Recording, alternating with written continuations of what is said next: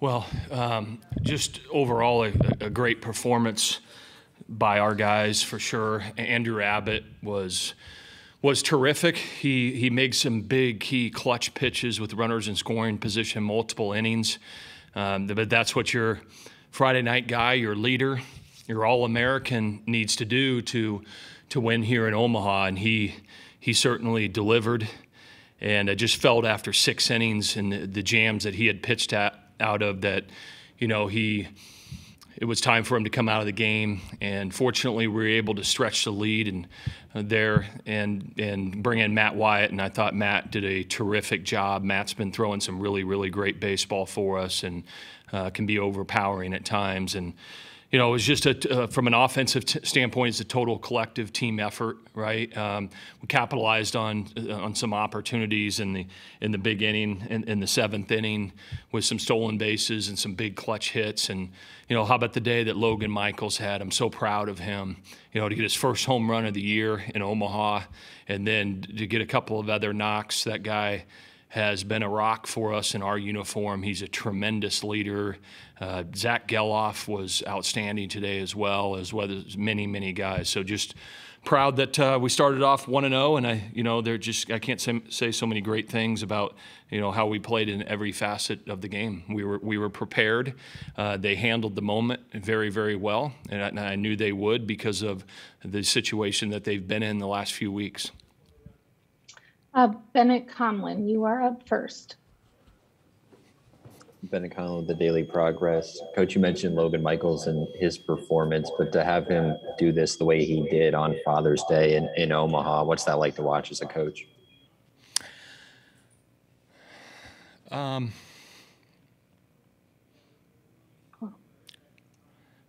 Proud. There was a time 3 years ago that I didn't know Logan Michaels would show up to campus because of what he was dealing with his father. And he decided to come. He was encouraged by his parents to be here.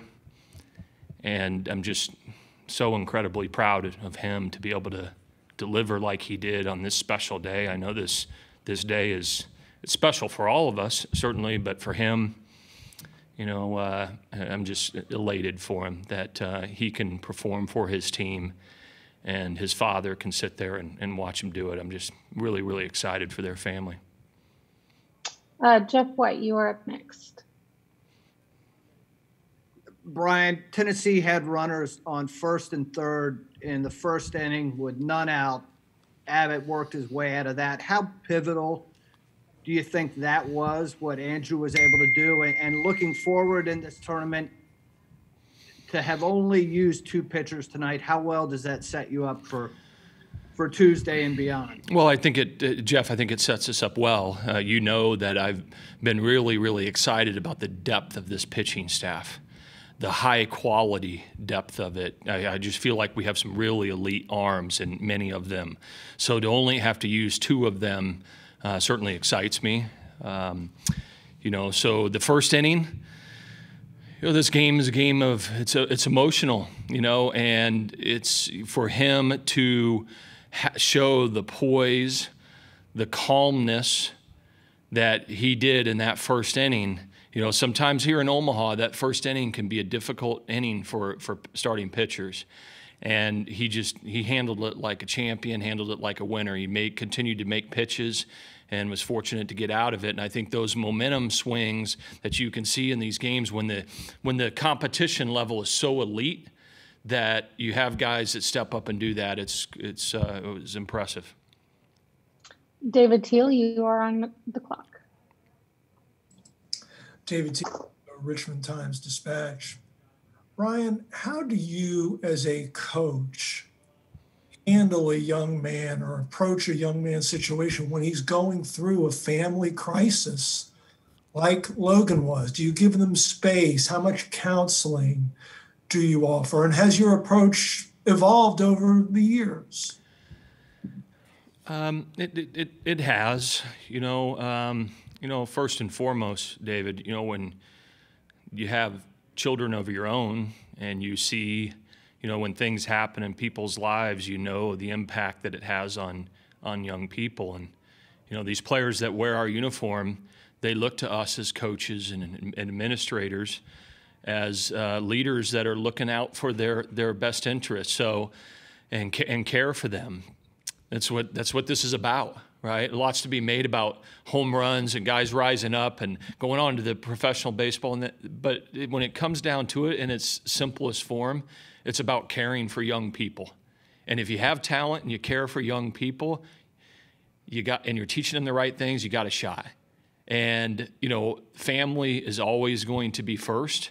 And so, you know, checking in with Logan, telling him certain times that, hey, listen, if you need to step away from fall baseball or things like that and you need to go home and spend a couple weeks, you need to do that, right? And because that family's first and foremost, and encourage them checking in with him, making sure that, you know, we're providing them the right support to move through a tough situation like he's had and other players have had as well. Scott Ratcliffe.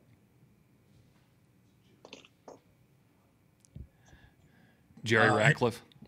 Hey, Brian, can you talk about the seventh inning? What was the chatter in the dugout when you got to their starter and then lit up their closer? Well, Jerry, we had been taking some pretty good swings. We had squared some balls up throughout the game. I felt like it was a matter of time before we were going to be able to capitalize on some of those opportunities. And then, you know, we had some guys step up and get big clutch hits. And I tell the team all the time, this is what this is about. You got to enjoy the moment, right? And you have to have calmness and poise, but then it comes down to individual players emerging and getting that big hit, that big pitch, or that big play, and that's what they did, you know. And then they brought their closer in, and we were able to run a little bit and get a couple of other guys in scoring position and get a few more knocks, and that momentum started to roll for us pretty good. Preston Willett. Hey, Preston Willett with CBS 19. Oak, Jeff Michaels told me after the game that, you know, Logan, that his swing isn't designed for power like that. What was your reaction when you saw that ball go over the outfield? Oh, I couldn't believe it, right? His swing is not for that, right? But the ball was up a little bit. He put a good swing on it. You know, I've seen him hit a few balls out of the ballpark in BP, but you know, just so excited for him. You know, history has told us in the last decade in this ballpark it's really difficult to hit balls out, but certainly in these first three games in Omaha, it's that things have maybe changed a little bit. And it was, you know, when it finally left the ballpark, I couldn't believe it. I was just so happy for him. Damon Dillman. Hey, Brian, Damon Dillman from Cavs Corner. You talked about this a little bit about Abbott on Friday, but both he and Logan are guys who, if last year goes according to plan, they're not back this year. From that perspective, what's it like seeing both of those guys go out and perform like this on this stage? Well, I'm happy for both of them as well as others. You know, this COVID, everything that was tough about it for all of us. Right, there's a silver lining for these young men, not just us, Tennessee, all the other teams, that created an opportunity for them to kind of redo it for another year, to come back and get a chance to wear the uniform, you know, another year. And for those guys, you know, they've got a tremendous amount of pride, you know, in this jersey, and they were ecstatic about coming back and seeing this through. So, you know, these are memories that they will have for the rest of their life, that they're making here, that they made throughout the entire season, but that they're going to make here in Omaha. And I'm just, you know, proud of them and proud of the way that they're representing our baseball program. Brian Smith.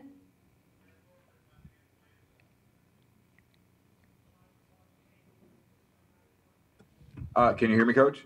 I can now. Yeah, Brian Smith, 13 News Now, Norfolk, Virginia. One, how big of a relief is it that you don't lose a game and you don't have to worry about having to face elimination or anything like that? And are you seeing this team hitting its stride given the start of what the season was like earlier? Well, first, I'll tell you that, you want to be in the winner's bracket, certainly. But if it comes down to you really don't gain an advantage unless you go 2-0, right? It's really, you're at the same spot. So that'll play out on Tuesday night for us. But it's great to start off on a win here in Omaha. Having coached in this event, played in this event enough, it's really, really important. And once we move past this game, the next one will be even more important. But, I feel like this club is, hands down, there is no question about it. We were absolutely playing the best baseball of our year. And, offensively, we're a totally different team from where we were in the first half. The pitching is just really elite and doing some great things. So, this is this is when you want to be playing your best. Everybody does, right? You had to play your best, all 8 teams here to get here. But this is right in these 2 weeks is when you want to be playing your best baseball. Kendall Rogers. Kendall Rogers, doing baseball. Brian, there aren't a lot of teams or a lot of pitchers who have been able to shut down Tennessee's offense. What did you kind of see from Andrew just from that sheer stuff standpoint today? Well, Kendall, the skill level of Andrew, and I thought for the most part, other than the 2 walks, I thought it was pretty special execution. He's able to elevate his fastball. As in these baseball terms, he's got pretty special spin rate, and he's able to, throw it through the letters and get guys to chase. The breaking ball was good. The changeup to righties. He was just, Tennessee's talented, very, very talented. They can beat you with one swing of the bat. And so limiting the damage from not walking guys and then, just execution. You got to execute it on them because they're very, very skilled. And that because of the runs that they've put up this year. And so I felt like he was going to be the best guy for us to be able to execute and give us a chance, and he sure did. We're going to go 2 more questions. Caroline Darney. Coach, there were a couple really big defensive plays from Max, and you had another one from Nick Kent, a few of them during the game, and obviously it's a big part of backing up Andrew and Matt. How big was that to see their ability to stay calm and poised in these big moments as well, seeing that defensively? Yeah, I was proud of them. Again, having been to many, many games in this stadium and the other stadium and see sometimes people don't handle the pressure in the moment real well, and they did defensively. Max played great. Nick did in the middle. If you're going to win here in Omaha against these kind of teams, there's that infield defense has to be there. It has to be great, and they were certainly fantastic today. And final question, Michael Ferrara. Hi, Coach. Michael Ferrara with Berg Sports Network in Leesburg, Virginia. Just kind of talk about, you mentioned depth of pitching. Andrew pitched very well today, and, you got some young guys like Nate Savino. For you as a coach and as a staff, how fun is it to watch this pitching staff throughout this whole year? Well, it's been a lot of fun. It's, guys have developed. You see Matt Wyatt pitching his best baseball the last 3 weeks. You see a guy like Savino who's continued to develop, and his best days are ahead of him. You see the recent emergence of Griff McGarry. Mike Vassell has been a guy for us all year when we've really needed him. He's stepped up. So it's made it exciting to be able to make decisions on who do you put out there, because there's a lot of great options.